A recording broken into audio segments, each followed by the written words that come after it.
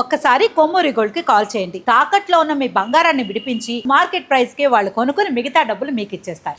వేదిక మీద ఉన్న పెద్దలు గౌరవ ముఖ్యమంత్రి శ్రీ నారా చంద్రబాబు నాయుడు గారికి, అదేవిధంగా 53 రోజులు అక్రమ కేసు పెట్టి చంద్రబాబు నాయుడు గారు బంధించినప్పుడు నేను ఢిల్లీకి వెళ్తాం జరిగింది. నాకు అండగా నిలబడి నేనున్నానని ఒక తమ్ముడుగా నాతో నిలబడిన గౌరవనీయులు రామ్మోహన్ నాయుడు గారికి, ఒక యజ్ఞంగా ఆంధ్ర రాష్ట్ర యువతి యువకులకి పెద్ద ఎత్తున 20 లక్షల ఉద్యోగాలు కల్పించాలని లక్ష్యంతో నాతో పనిచేస్తున్న గౌరవనీయులు టీజీ భరత్ గారికి, తెలుగు వాళ్ళు ఎక్కడున్నా అన్ని రంగాల్లో నంబర్ 1 ఉండాలని గౌరవ ముఖ్యమంత్రి గారు ఇచ్చిన ఆదేశాలు తూచా తప్పకుండా అమలు చేస్తున్న గౌరవనీయులు రవిప్రసాద్ గారికి, his excellency Indian ambassador to Switzerland Mridul Kumar గారికి, ఈ సమావేశానికి విచ్చేసిన మా తెలుగు అక్క చెల్లెలు అన్న తమ్ముళ్ళందరికీ నా హృదయపూర్వక నమస్కారాలు. ఈరోజు నేను చూసా సంక్రాంతి సంబరాలు మీరు ఏర్పాటు చేసుకున్నారు. దాంట్లో మన పిల్లలు పాల్గొనడం కూడా జరిగింది. సముద్రాలు దాటిన మన సాంప్రదాయాలు మీరు మర్చిపోలేదు. తెలుగుతనాన్ని, తెలుగు సాంప్రదాయాల్ని కాపాడిన ఇక్కడున్న తెలుగు వాళ్ళందరికీ నా హృదయపూర్వక నమస్కారాలు. జ్యూరిక్లను ఎప్పుడు చూస్తా తెలుగు వాళ్ళు జోష్ ఎదురుపోతుంది. జర్మనీ నుంచి వచ్చిన వారు ఉన్నారు, డెన్మార్క్ నుంచి వచ్చిన వారు ఉన్నారు, స్విట్జర్లాండ్ లో కూడా ఉన్నారు. సుమారుగా 20 దేశాల నుంచి ఈరోజు గౌరవ ముఖ్యమంత్రి శ్రీ నారా చంద్రబాబు నాయుడు గారు కలిసేదానికి మీరందరూ పెద్ద ఎత్తున ఈ కార్యక్రమాల్లో పాల్గొనడం జరిగింది. గౌరవ ముఖ్యమంత్రి గారు మా అందరికి ఒక విషయం చెప్పారు. మేము రాష్ట్రంలో ఎక్కడికి వెళ్ళినా, నేను దేశంలో ఎక్కడికి వెళ్ళినా, ప్రపంచంలో ఒక ప్రభుత్వ కార్యక్రమాలకు వెళ్తే తప్పనిసరిగా మొదటిగా తెలుగు వాళ్ళని కలవాలి, వాళ్ళతో సమావేశం ఏర్పాటు చేసుకున్న తర్వాతనే మీరు ఏ కార్యక్రమాలలో పాల్గొనాలని ఆయన గతంలోనే చెప్పారు. మాతో చేపిస్తే కాకుండా ఒక ఆదర్శంగా నిలబడి అధికారంలోకి వచ్చిన తర్వాత వరల్డ్ ఎకనామిక్ ఫోరంలో 2సారి పాల్గొనేదానికి వచ్చినప్పుడు జ్యూరిక్ లో ఉన్న తెలుగు వాళ్ళందరినీ కలిసేదానికి గౌరవ ముఖ్యమంత్రి గారు ఈ సమావేశం ఏర్పాటు చేస్తాం జరిగింది. వాస్తవంగా చెప్పాలంటే ఈ సమావేశం ప్రజా ప్రభుత్వానికి ఒక అదృష్టం లాంటిది. ఎందుకంటే కరెక్ట్ గా సంవత్సరం క్రితం ఇలాంటి సమావేశం ఏర్పాటు చేసుకున్నాం. ఇప్పుడే రాము చెప్పినట్లు మనకు తెలీదు పెట్టుబడులు వస్తాయా, ఎలాంటి పరిస్థితులు ఉంటామని. కానీ ఈ సమావేశ అదృష్టం కనుకనే యావత్ భారతదేశంలో ఏ రాష్ట్రంలోకి రాని విధంగా 18 నెలల్లో సుమారుగా 23.5 లక్షల కోట్ల పెట్టుబడి, తద్వారా 16 లక్షల మంది యువతి యువకులకి ఉద్యోగాలు కల్పించడానికి ఒప్పందాలు కుదుర్చుకున్నాం. పెద్దలు చెప్పినట్లు భారతదేశంలో 100 రూపాయలు పెట్టుబడి వస్తే దాంట్లో 25.3 రూపాయలు ఈరోజు ఆంధ్ర రాష్ట్రానికి వస్తుందంటే, నంబర్ 1 లో ఉన్నామంటే దానికి కారణం మన గౌరవ ముఖ్యమంత్రి శ్రీ నారా చంద్రబాబు నాయుడు గారు. తెలుగువారి ఆత్మగౌరవం కాపాడింది ఒక వ్యక్తి. మీసం తిప్పి తెలుగువాడి సత్తా ఏంటో ఢిల్లీకి చూపించిన ఒక వ్యక్తి. తెలుగువాడి పౌరుషం ఏంటో ఢిల్లీకి చూపించిన వ్యక్తి. ఆయన పేరు చెప్తే ఢిల్లీ దడదల్లాడిన రోజులు. ఆ 3 అక్షరాల పేరు ఎన్టీఆర్. విశ్వవిఖ్యాత నర సార్వభౌమ స్వర్గీయ నందమూరి తారక రామారావు గారు. ఆయన తెలుగుదేశం పార్టీ స్థాపించారు కనుకనే తెలుగు జాతికి గుర్తింపు వచ్చింది. గతంలో మనందరినీ మెద్రాసీలు అనేవారు. ఆ చరిత్ర తిరిగి రాసిన వ్యక్తి అన్న ఎన్టీఆర్. ఆయన ఏ ఆశయాలతో అయితే తెలుగుదేశం పార్టీ స్థాపించారో దానికి ఇంకొక చక్రం జోడించి డెవలప్మెంట్ ఎజెండాగా పెట్టుకున్నారు ఈ వ్యక్తి. అప్పట్లో ఐటీ అని, ఇప్పుడు ఏకంగా క్వాంటమ్ అని మనందరినీ ముందుకు నడిపిస్తున్నారు. అంతేకాదు వేరే రాష్ట్రాలకి లేనిది మన రాష్ట్రానికి ఆ వ్యక్తి ఉంది. ఆ వ్యక్తి కూడా 3 అక్షరాలే, మన సిబిఎన్. 2024 ఎన్నికల ముందల చాలా మంది నన్ను అడిగారు, ఆంధ్ర రాష్ట్రం ఇప్పటికీ నష్టపోయింది, 5 సంవత్సరాలు పరిపాలనలో మనం 30 సంవత్సరాలు వెనక్కి వెళ్ళిపోయామే. మీకు ఏముంది, మీకు ఆ భరోసా ఎక్కడి నుంచి వస్తుందంటే నేను ఒకటే చెప్పా, మాకు ఉంది వేరే రాష్ట్రాలకి లేనిది మన గౌరవ ముఖ్యమంత్రి చంద్రబాబు నాయుడు గారు. ఈరోజు గూగుల్లో పెట్టుబడి కానివ్వండి, ఆర్సిలర్ మిత్తల్ పెట్టుబడి కానివ్వండి, టీసీఎస్, కాగ్నిసెంట్, సాలపురి సత్వ, ఏఎన్ఎస్ఆర్, రెన్యూవబుల్ ఎనర్జీలో పెద్ద ఎత్తున పెట్టుబడులు కానివ్వండి, ఏ రంగంలో తీసుకున్నా కూడా ఈరోజు పారిశ్రామికవేత్తలు ఆంధ్ర రాష్ట్ర వైపు చూస్తున్నారంటే దానికి కారణం మన గౌరవ ముఖ్యమంత్రి శ్రీ నారా చంద్రబాబు నాయుడు గారు. ఒక మాటలో చెప్పాలంటే ఆయన చాలా రేర్ పీస్, యూనిక్ పీస్. నేను మా నాయకులందరినీ ఒకటే చెప్తా, ఆయన్ని మనం బ్లైండ్ గా ఫాలో అవ్వాలని. ఎందుకంటే ఆయనకు విజన్ ఉంది. ఆయన ప్రపంచం రాబోయే 20 సంవత్సరాలు ఎక్కడికి వెళ్తుందో ముందు చూపున్న వ్యక్తి. ఆనాడు పెద్ద ఎత్తున ఇంజనీరింగ్ కాలేజీలు తీసుకొస్తే ఎగతాళి చేసిన వారు ఎంతో మంది ఉన్నారు. హైదరాబాద్ ఎయిర్పోర్ట్ నిర్మించడానికి 5,000 ఎకరాలు కావాలంటే ఆనాడు చాలా మంది ఎగతాళి చేశారు. ఈ రోజు చూడండి హైదరాబాద్ ఎయిర్పోర్ట్ ఏ స్థాయికి వెళ్ళిందో. ఇంతేకాదు, ఎర్ర బస్సు రాని ఊరికి ఎయిర్పోర్ట్ అవసరమా అని గతంలో ఎగతాళి చేసిన వారిని చూసాం. ఈ రోజు అక్కడనే భోగాపుర ఏర్పాటు నిర్మించిన గొప్ప వ్యక్తి చంద్రబాబు నాయుడు గారు. 1995-96లో ఆయన ఐటీ అంటే ఆనాటి ప్రతిపక్షంలో ఉన్న వారు కంప్యూటర్ అన్నం పెడుతుందా అని అడిగిన వారు. ఈరోజు అదే కంప్యూటర్ మనందరికి అన్నం పెడుతుంది. ఆయన విజన్ తోనే మన రాము చెప్పినట్లు ఈరోజు మనందరం ఈ స్థాయికి వస్తాం జరిగింది.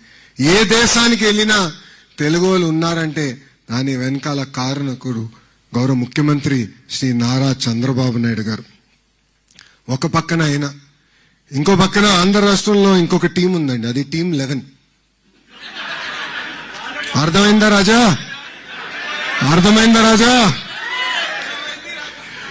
అదొక ఏడుపు గొట్టు టీము. వాళ్ళకి ఏడుస్తోంది తప్ప ఇంకేది తెలీదు. పెట్టుబడులు మేము తీసుకొస్తామంటే ఏడుస్తారు. సింగపూర్కి వెళ్ళి పెద్ద ఎత్తున మేము అక్కడున్న మంత్రుల్ని, పారిశ్రామికవేత్తలు కలిస్తే ఆంధ్ర రాష్ట్రానికి రావద్దని ఆ ఏడుపు గొట్టు టీము ఈమెయిల్ పెట్టే పరిస్థితి. ఇంతేకాదు, కొన్ని కంపెనీలు కలిస్తే వాళ్ళు కూడా ఈమెయిల్ పెడుతున్నారు ఆంధ్ర రాష్ట్రానికి రావద్దని. కానీ గౌరవ ముఖ్యమంత్రి చంద్రబాబు నాయుడు గారిని చూసి ఆ కంపెనీలు వస్తే మటు క్రెడిట్ తీసుకోవాలనుకుంటున్నారు.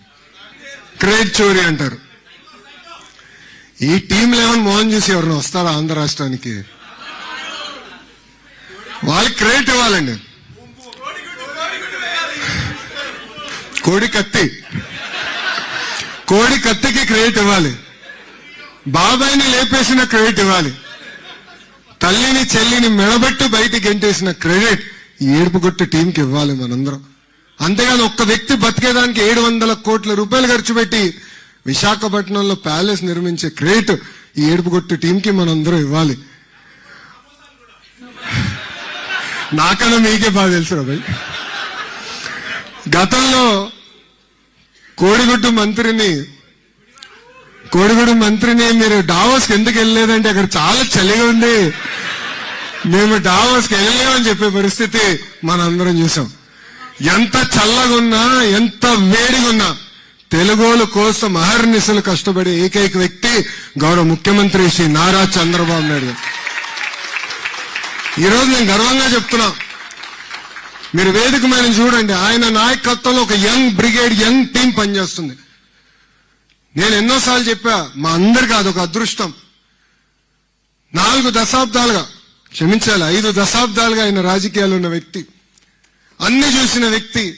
ఒక అద్భుతమైన మెంటరింగ్ మా అందరికి వస్తుంది. నేను గతంలోనే చెప్పా, మేము అందరం మిసైల్ లాంటి వాళ్ళం, కానీ మిసైల్ కి జీపీఎస్ లేకపోతే చాలా ప్రమాదకరమైన పరిస్థితి. యంగ్స్టర్స్ వేదిక మీద ఉన్న ముగ్గురం మేము మిసైల్స్, గౌరవ ముఖ్యమంత్రి చంద్రబాబు నాయుడు గారే మా అందరికి జీపీఎస్. అందుకే ఆయన నాయకత్వంలో మేము పనిచేస్తూ ఈగోలు లేవు, ఎలాంటి ఫీలింగ్ లేవు, ఒకే ఒక లక్ష్యం. ఆయన ఏ విజన్ అయితే రూపొందించారో అది సాధించేదానికి మేమందరం అహర్నిశలు కష్టపడుతున్నాం. ఈరోజు వాస్తవంగా చెప్పాలంటే చాలా మంది నన్ను అడిగారు ఆంధ్ర రాష్ట్రానికి ఎందుకు రావాలని. వాళ్ళకి నేను మూడే కారణాలు ఇస్తా. మొదటిది బ్రాండ్ సిబిఎన్. 5 దశాబ్దాల అనుభవం ఉన్న నాయకుడు గౌరవ ముఖ్యమంత్రి శ్రీ నారా చంద్రబాబు నాయుడు గారు ఎన్నో పాలసీస్ తీసుకొచ్చారు. It stood the test of time and politics. అందుకే రండి పెట్టుబడులు పెట్టండి అన్నాం. రెండోది స్పీడ్ ఆఫ్ డూయింగ్ బిజినెస్. ఒక జూమ్ కాల్ అనండి, ఒక వాట్సాప్ మెసేజ్ అనండి, అహర్నిశలు పారిశ్రామికవేత్తలకు అందుబాటులో ఉంటూ వాళ్ళకి ఎలాంటి సమస్య లేకుండా ఈ పెట్టుబడులన్నీ గ్రౌండ్ చేసి లక్ష్యంతో నాతో పాటు మన టీజీ భరత్ గారు పనిచేస్తున్నారు. ఆ స్పీడ్ ఆఫ్ డూయింగ్ బిజినెస్ వల్లనే ఈరోజు పెద్ద ఎత్తున ఆంధ్ర రాష్ట్రానికి పెట్టుబడులు వస్తున్నాయి. మూడోది డబుల్ ఇంజిన్ సర్కార్. భారతదేశంలో ఎన్నో డబుల్ ఇంజిన్ సర్కారులు ఉన్నాయి, కానీ కేవలం ఒకే ఒక ఆంధ్ర రాష్ట్రంలో డబుల్ ఇంజిన్ బుల్లెట్ ట్రైన్ సర్కార్ ఉంది. ఢిల్లీలో గౌరవ ప్రధానమంత్రి నరేంద్ర మోడీ గారి నాయకత్వంలో ఆంధ్ర రాష్ట్రంలో గౌరవ ముఖ్యమంత్రి శ్రీ నారా చంద్రబాబు నాయుడు గారు ఒక పక్కన, ఇంకో పక్కన నాకు అన్న సమానమైన పవన్ అన్న, ముగ్గురు కలిసికట్టుగా ఆంధ్ర రాష్ట్రాన్ని ముందలు తీసుకెళ్తున్నారు ఒకే ఒక లక్ష్యంతో. ఇప్పటికీ చాలా నష్టపోయాం. ఆంధ్ర రాష్ట్ర విభజన జరిగి ఇప్పటికీ 12 సంవత్సరాలు అయింది. ఇంకా ఆ విభజనలో మనం పడుతున్న ఇబ్బందులకి ఇప్పుడు కూడా మనం ఎదుర్కొంటున్నాం. ముందరికి వెళ్లాలనే లక్ష్యంతో ముగ్గురు కలిసికట్టుగా వచ్చి ఈ రోజు ఆంధ్ర రాష్ట్రాన్ని ముందలు తీసుకెళ్తున్నారు. విశాఖ ఉక్కుని కాపాడుకున్నాం. విశాఖ రైల్వే జోన్ ఏర్పాటు చేసుకున్నాం. తొందరలో కర్నూలులో కూడా హైకోర్టు బెంచ్ ఏర్పాటు చేయబోతున్నాం. పోలవరం పనులు కూడా పెద్ద ఎత్తున పరిగెత్తిస్తున్నాం. ఆగిపోయిన అమరావతి పనులు కూడా మీరందరూ చూసుంటారు ఎంత స్పీడ్ గా ఈరోజు పరిగెత్తిస్తున్నారు. వాస్తవంగా చెప్పాలంటే రాష్ట్రానికి అవసరమైన ఆక్సిజన్ గౌరవ ప్రధానమంత్రి శ్రీ నరేంద్ర మోడీ గారు మనకి ఈరోజు అందిస్తున్నారు. ఇక్కడున్న తెలుగు జాతి మొత్తం మనం ఒక విషయం ఆలోచించాలి. ప్రభుత్వం కొనసాగింపు అనేది చాలా చాలా అవసరం. ఇప్పుడే రాము అన్నట్లు కష్టకాలాల్లో గౌరవ ముఖ్యమంత్రి చంద్రబాబు నాయుడు గారు గుర్తొస్తారు. ఆయన అన్ని సెట్ చేసిన తర్వాత మళ్ళీ ఎక్స్పెరిమెంట్ చేయాలన్న ఆలోచన మనకు వస్తుంది. దానివల్ల మనందరం ఎంత నష్టపోయామో చూసాం. 5 సంవత్సరాలు మన పరువు పోయింది. మనందరం కలిసికట్టుగా పనిచేయాలి. ఈరోజు గుజరాత్ ని చూడండి, 5-6 టర్మ్లు కంటిన్యూస్ గా ఒకే ఒక్క ప్రభుత్వం వస్తుంది కనుక వాళ్ళు ఎంత స్పీడ్ గా ముందరగలుగుతున్నారు. మొన్నటి వరకు ఒరిస్సాలో కూడా చూసాం. నవీన్ పట్నాయక్ గారి నాయకత్వంలో వాళ్ళు కూడా ఎంత అభివృద్ధి చెందారు. సో ఆంధ్ర రాష్ట్రంలో కూడా ప్రభుత్వం కొనసాగింపు అనేది చాలా చాలా అవసరం. దాంట్లో మనందరం భాగస్వామ్యం అవ్వాలని ఈ సభాముఖంగా నేను మిమ్మల్ని అందరినీ కోరుకుంటున్నా. ఇది మన ప్రభుత్వం. We are not perfect. మేము మనుషులమే. 10 నిర్ణయాలు తీసుకుంటాం, 3 తప్పు అవుతుంది. 3 తప్పు నిర్ణయాలు అనిపిస్తే తెలియజేయాల్సిన బాధ్యత ఇక్కడున్న మీ అందరి పైన ఉంది. సరిదిద్దుకోవాల్సిన బాధ్యత వేదిక పైన ఉన్న మా అందరి పైన ఉంది. వింటాం, చర్చిస్తాం. మేమన్నా మిమ్మల్ని కన్విన్స్ చేస్తాం, మీరన్నా మమ్మల్ని కన్విన్స్ చేయాలి తప్ప ఆంధ్ర రాష్ట్రంలో ఇంకా మార్పు అనేది ఉండదు. ఈ ప్రభుత్వం 1 టర్మ్ 2 కాదు కదా. పవన్ అన్న చెప్పినట్లు కనీసం 15 సంవత్సరాలు కలిసికట్టుగా మనందరం పనిచేయాలని ఈ సభాముఖం మీ అందరికీ తెలియజేస్తున్నాం. ప్రజాప్రభుత్వంలో అభివృద్ధి సంక్షేమం జోడెద్దుల బండి. ఈరోజు భారతదేశంలో ఏ రాష్ట్రం జరిగిన విధంగా సంక్షేమం చేస్తున్నాం, అభివృద్ధి చేస్తున్నాం. సంక్రాంతికి మీరు మీ గ్రామాలకు వెళ్ళుంటే రోడ్లు చూస్తుంటారు. డెఫినెట్లీ ఇంప్రూవ్ చేశాం. అన్ని రోడ్లు వేసామని అనట్లేదు, చేయాల్సింది ఇంకా చాలా ఉంది. కానీ ఇన్ఫ్రాస్ట్రక్చర్ ఇంప్రూవ్ చేశాం, కరెంట్ ఛార్జీలు తగ్గించాం, ఇచ్చిన హామీ మేరకు యుద్ధ ప్రాతిపదికంగా డిఎస్సి పూర్తి చేశాం. 150 రోజుల్లో సుమారుగా 220 కేసులు వేసిన ఈ ఏడుపు కొట్టు బ్యాచ్ కేసులు వేసిన నిలబడి అద్భుతమైన నోటిఫికేషన్ ఇచ్చాం. వెనుకనే డిఎస్సి పూర్తి చేశాం. 6,000 మంది కానిస్టేబుల్స్ కూడా ఏకంగా వాళ్ళ పోస్టులు భర్తీ చేశాం. ఇంకా రాజధాని పనులు ప్రారంభించాం. మన నినాదం ఎప్పుడు ఒకటే, ఒకే రాష్ట్రం ఒకే రాజధాని, కానీ అభివృద్ధి వికేంద్రీకరణ. అన్ని ప్రాంతాలు సమగ్ర అభివృద్ధి చెందాలని మేము అహర్నిశలో పనిచేస్తున్నాం. నేను నవ్వుతా టీజీ భరత్ గారు కూడా చెప్పాను, కేబినెట్ లోనే పోటీ జరుగుతుందేమో అనిపిస్తుంది. గౌరవ ముఖ్యమంత్రి గారి నాయకత్వంలో ఒక పక్కన నేను విశాఖపట్నం ఎకనామిక్ కారిడార్ అంటే, ఇంకో పక్కన మన TG Bharat Tirupati economic corridor అంటున్నారు. పెట్టుబడులకి మేమేం పోటీ పెడుతున్నాం. ఎస్, అన్ని ప్రాంతాలకి తీసుకెళ్ళాలి. కర్నూలు గాని, తిరుపతి గాని, అనంతపూర్ గాని, కడప గాని, ప్రకాశం గాని, నెల్లూరు గాని, ఉభయ గోదావరి జిల్లాలు గాని, ఉత్తరాంధ్ర గాని, అన్ని ప్రాంతాలకి పెట్టుబడులు తీసుకెళ్లాలని అహర్నిశలు కష్టపడుతున్నాం. ఇంతేకాదు, వేదికమైన గౌరవ కేంద్ర మంత్రి రాము కూడా ఆంధ్ర రాష్ట్రానికి ఒక ఏరోస్పేస్ కంపెనీ వస్తే ఇమ్మీడియట్ గా నాకు ఫోన్ చేసి, అన్నా వీళ్ళు వస్తున్నారు, బోర్డు మొత్తం వస్తుంది, ఇమ్మీడియట్ గా నువ్వు ఢిల్లీకి రావాలి, ముందర కూర్చో, ఆంధ్ర రాష్ట్రాన్ని కలిసికట్టుగా వాళ్ళకి ప్రొజెక్ట్ చేద్దాం, ప్రెజెంట్ చేద్దాం అని చెప్తాం జరిగింది. మొన్న ఇట్లనే ఒక గ్లోబల్ ఏవియేషన్ కంపెనీ వస్తే వాళ్ళు ఎవ్వరిని కలవలేదు, గౌరవ ప్రధానమంత్రి గారిని కలిశారు. తర్వాత ఆ బోర్డుతో రాము నేనే కూర్చుని ఆంధ్ర రాష్ట్రంలో ఎందుకు పెట్టుబడులు పెట్టాలని మేము ఒక బ్రాండ్ అంబాసిడర్స్ గా పనిచేస్తున్నాం. అందుకే ఇక్కడున్న తెలుగు జాతిని అంతా ఒక విషయం కోరాలనుకుంటున్నాం. ఈ రాము చెప్పినట్లు మనం ఎక్కడున్నా కలిసిమెలిసి ముందరికెళ్తాం. తెలుగు జాతి గర్వపడే విధంగా మనం ప్రపంచంలో ఏ దేశానికి వెళ్ళినా మనందరం పనిచేస్తాం. మీరందరూ మా బ్రాండ్ అంబాసిడర్స్. మీరు మీ కంపెనీల్లో పెద్ద ఎత్తున ఆంధ్ర రాష్ట్రం గురించి మాట్లాడండి, చర్చించండి, ఆ లీడ్స్ మాకు పంపించండి. ఆంధ్ర రాష్ట్రంలో గ్రౌండ్ చేసే బాధ్యత మేము తీసుకుంటామని ఈ సభాముఖం మీ అందరికి నేను హామీ ఇస్తున్నా.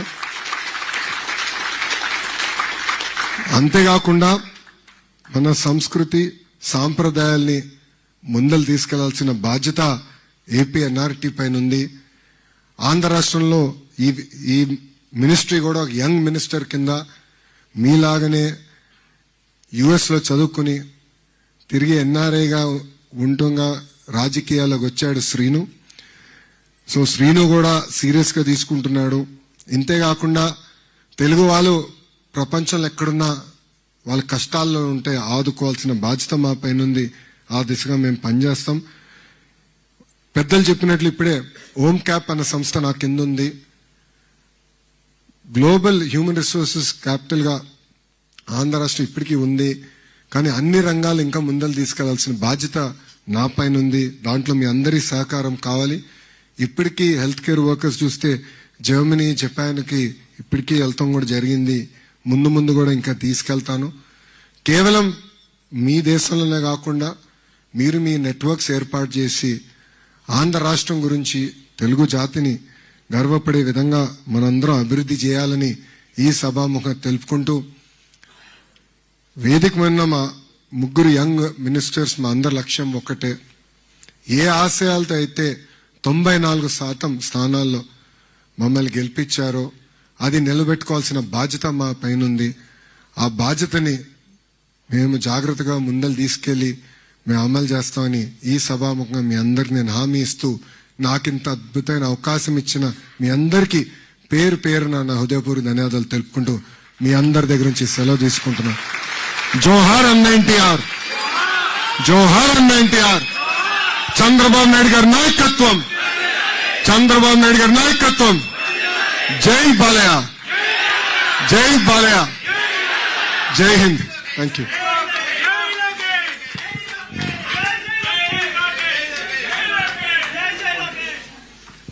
ఎవరి గొంతు వింటే ఊరంతా ఉర్రు తొలుగుతుందో అలా మీ అందరి చేత ఉర్రు తొలగించారు. తదుపరి జ్ఞాని చేసిన కర్మంబు వారికి ఏమీ ఒసగదు, లోకోపకారమగును అని వినుంటారు మీరు. అలా రాష్ట్ర వర్ధనము ఎదకోరు రాజు మేలు రాష్ట్రము కోరు, దాన కార్యము అనంగరాదు బ్రహ్మోత్తరములైన ప్రజల ఏకముఖపు కోర్కి తదంతరాత్ముడొసగడే. అంటే నిరంతరం రాష్ట్రాభివృద్ధిని హృదయపూర్వకంగా కోరుకునే రాజుక్షేమాన్ని రాష్ట్రం కోరుకుంటుంది. ప్రజల ఏకీకృత ఆకాంక్షను ఆ సర్వాంతర్యామి తీరుస్తాడు. ప్రజాబలమే నిజమైన బలం. తన తెలుగు ప్రజాబాహుళ్య క్షేమాన్ని నిరంతరం కోరుకునే జనతా జనార్దనుడు గౌరవ ముఖ్యమంత్రి